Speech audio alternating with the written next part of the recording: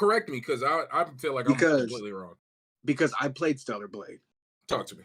I play Stellar Blade, and I might need you to go back and kind of like list off the things that you consider to be a Souls like, you know, or Soulsborne, whatever you want to call it. I think it is, Oh but wow. Okay. the way that I think that Stellar You think Blade, it is a Souls like? I think it is a Souls like, but in the same way that Jedi is a Souls like, because Jedi does things differently that traditional Souls games just don't do.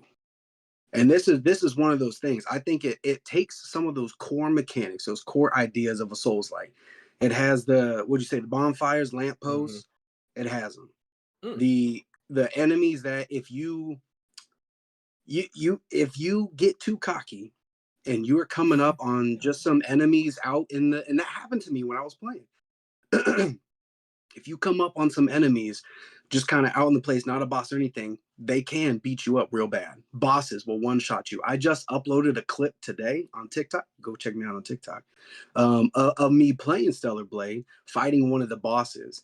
Like the same thing happened to me in Jedi, where I was playing the game and I didn't think that it was a Souls like. I was just thinking it's a Star Wars game, and then I was just kind of jumping and hacking and slashing and not being taking that careful approach that you do with a Souls like game, where it's kind of like that chess move. Take your time. You have to do that. You have to do that in Stellar Blade, or you're gonna get destroyed. Now, the one thing that I think really sets it apart, obviously the story, that's one thing. The way that it kind of like drives you forward is another thing. But it has a combo system similar to, you know, a Devil May Cry or a fighting game or something like that.